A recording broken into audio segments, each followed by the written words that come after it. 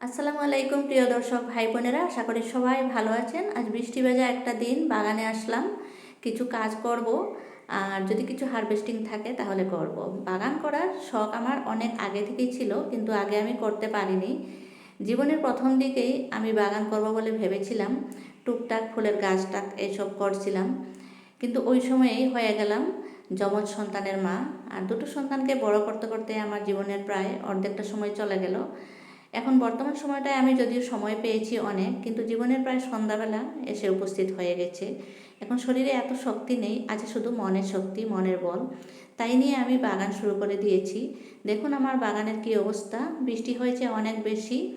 আর এখানে ঢেঁড়স চাষ করেছি গ্রো ব্যাগে। ঢেঁড়স আমি মধ্যে মধ্যে এসে নিয়ে যাই। বন্ধুরা, আপনারাও যদি বাগান করে ভালোবাসেন তাহলে অতি অবশ্যই আমার চ্যানেলটাকে সাবস্ক্রাইব করে দিয়ে আমাকে এগিয়ে যেতে সহায় করবেন। একটা লাইক দেবেন।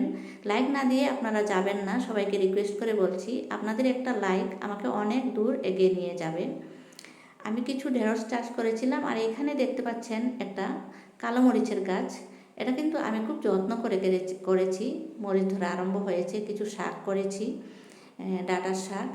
আর আমার ড্রাগন গাছে ফুল এসেছিল, খুব খুশি হয়েছিলাম, কিন্তু দেখুন বানর এসে আমার ড্রাগন গাছের ফুলটা ভেঙে দিয়েছে। আমাদের এখানে বানরের উপদ্রব অনেক বেশি।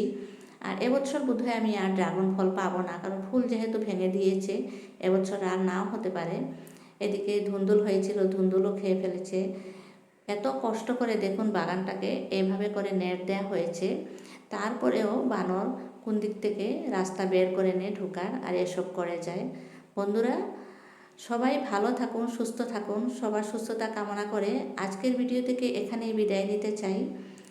ভিডিওটা ভালো লাগলে অবশ্যই লাইক দেবেন। Happy gardening.